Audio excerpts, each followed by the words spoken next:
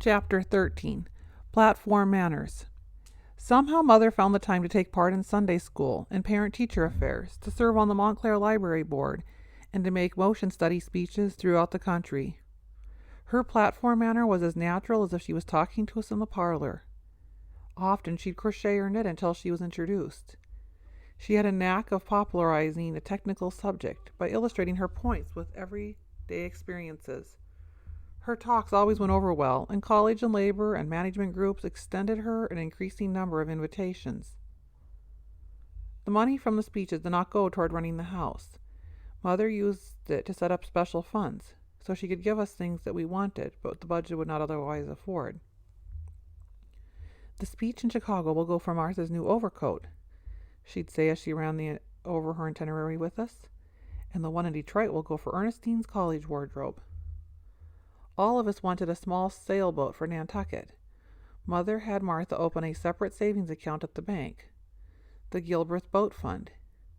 Certain speeches were earmarked for that account, and within 2 years it reached its quota.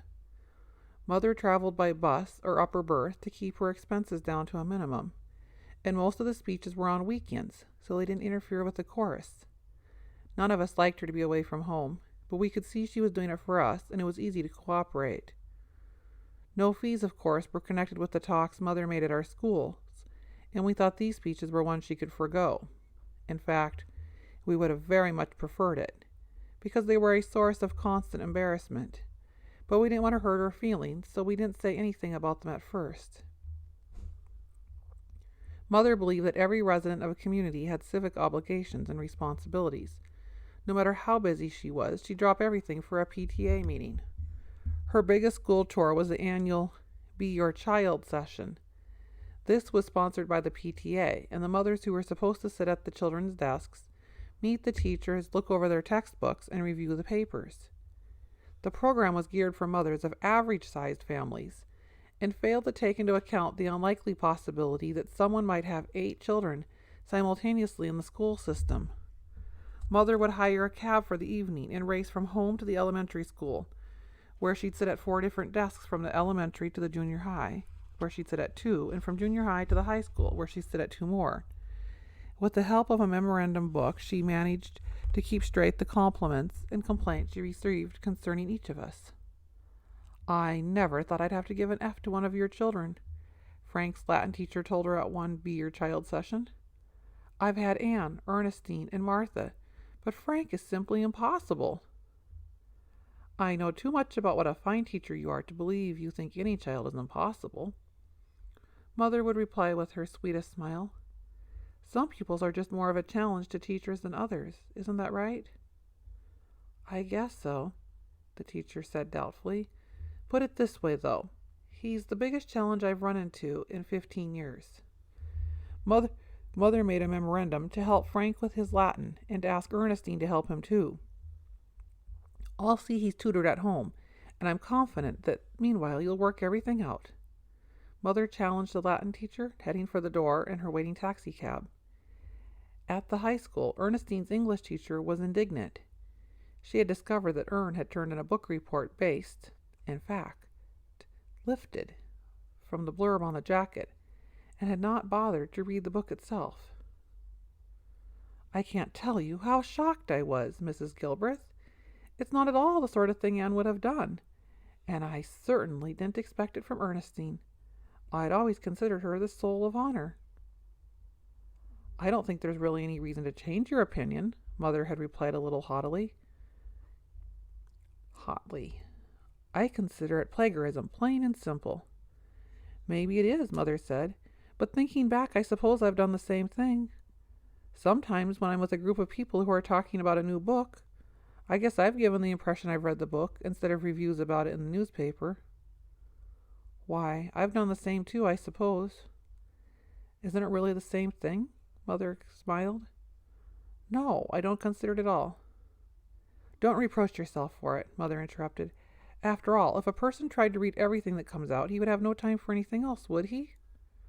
"I suppose not," said Ern's teacher, throwing in the sponge. "Then there's no reason for you to feel bad about it. It's really laziness more than plagiarism, and all of us, whether we like it to admit it or not, are a little lazy sometimes, aren't we?" Then Mother headed for the door. But the fact that she had dismissed the matter with glib talk at school did not mean she wasn't going to have a heart-to-heart with Ernestine. Some of the teachers thought it simply impossible that Mother could earn a living and supervise us properly at home. Jack's kindergarten teacher, who was new to the school system, tried to pump him about it one day. "What does your mother do, John?" she asked. "Lots of things," said Jack. "She's busy." "Like what, dear?" "She mends my stocking when there are holes in them, and she serves the plates at the table, and she gets me up in the morning and tells me stories and plays the piano so we can sing." "But she can't do all that, John." "Why can't she?" Jack asked suspiciously. "Doesn't she have a career, John?" "I don't think so." "Well, you know perfectly well she does," said the teacher accusingly. "Well, if it does," Jack shouted, "she never showed it to me." When Mother started speaking to the parent-teacher groups, she explained about how her and Dad had tried to adapt motion study methods to bring up a large family. This involved telling a number of stories about us, and we'd hear about them the next day from the children whose parents had been present. That was bad enough, but when Mother was drafted for school assemblies and commencement exercises, it soon became too wet to plow. Her first appearance was at Nashun, the elementary school, where she told the children about how Dad had made motion studies of himself, so he could sleep later in the mornings. Dad used to lather his face with 2 shaving brushes to save time, and he could get into a tub, soap himself, rinse, and get out again in a minute or less. "It's a good thing to learn the quickest way to soap yourself," Mother had said, "because then, even if you oversleep, you won't be late for school." At recess later that morning, a boy in the 6th grade got a cake of soap from the lavatory, brought it out on the playground, and handed it to Fred. "Here," the 6th grader said while a crowd quickly collected, "show us how your father soaped himself." Fred knew how, even though he was a half-hour soaker himself, but he had no intention of sitting down on the cinders and demonstrating, especially before a mixed audience. "Come on inside," he mumbled. "I'll show you there." "No, right here," the big boy leered. "Here, take it and show everybody so they won't be late for school." He cackled and gave Fred a push. Fred was in the 3rd grade and more than a head shorter than the other boy. It seemed hopeless to fight. If only Bill had not graduated up to junior high that year. When he was a 6th grader, Bill could handle anyone in Nashun, and frequently did, if sufficiently provoked. Fred took the soap in his right hand and put it on his left shoulder. "You start at this shoulder," he almost whispered, looking at his feet, "and you bring the soap down to your left side." A girl tittered, and Fred faltered. "You bring the soap down your left." Fred stopped and looked up from his feet and dove soap and frisked into the belly of his tormentor. "See if you're big enough to make me do it," Fred hollered. Then, trying his best to imitate Tom's fighting stance and fierce grimaces, "I don't take nothing from nobody. Understand? Nothing from nobody." It felt good to be a man instead of a mouse, even if it meant a licking, and Fred grinned and walloped him again. The 6th grader knocked him down and sat on him. Fred was informed he was either going to eat the soap or go through the motions of lathering himself. About half the bar of soap had been forced down his mouth before Lil, who was roller skating at the opposite side of the playground, discovered what was going on and summoned Dan and Jack. Lil went into action holding a roller skate by the strap and swinging it around her head. It was not exactly Marquise of Queenberry, but the extraordinary action seemed called for. Dan used his fists, and Jack kicked and bit. A single blow of the skate took all the fight out of Fred's antagonist, who quickly consumed the other half of the soap, while Lil sat on his forehead, Dan on his feet, and Jack his stomach. Fred held his arms and did the feeding. Lil and the boys wanted to tell Mother about it so that she'd stop making references to family incidences in any further speeches at the school. But the older ones talked her out of it. "You'd only hurt Mother's feelings," Ernestine said. "What have they at your school? Savages?" "They sure do," Fred agreed. "The only reason Mother made the talk," Ernestine said, "was because she thought she was helping you, and if you complain, she'll think you didn't appreciate it." "If you want to know the truth," said Lil, "we don't appreciate it very much. Everybody looks at you while she's speaking, and afterwards they giggle." "And they feed you soap," Fred nodded. "The dark gray kind that's meant to take grease off your hands." The talk went over well, didn't it? Ernestine said. You ought to be proud of Mother. It went over fine, Lil admitted. We're proud of her, but I hope next time she gets asked to talk at your school. Mother's next invitation was to address the junior high, where Frank and Bill were pupils. Frank told her at the dinner table, as tactfully as he could, that it would be a good idea to steer clear of family matters. Why, of course I will, if that's what you boys want, Mother promised. But her feelings were a little hurt. I won't even make the talk at all if you don't want me to. You ought to be ashamed of yourself, Ernestine told Frank. Don't pay any attention to him, Mother. Oh, we want you to make the speech, don't we, Bill? Frank said with all the heartiness he could muster. We're looking forward to it. Sure, Bill agreed, especially if it isn't about the family. Mother tried in her speech at junior high to explain the importance of standardizing nuts, bolts, and machine parts to eliminate waste. She saw she had aimed over the children's heads, so she sought to illustrate. Here's what I mean, she said. Take boys' shirts. Almost every shirt has a different type button. When one comes off and gets lost, you know how much trouble your mothers have to find one just like it? The children seemed to understand that, so Mother continued. Think how much time would be saved if all shirts had exactly the same kind of buttons.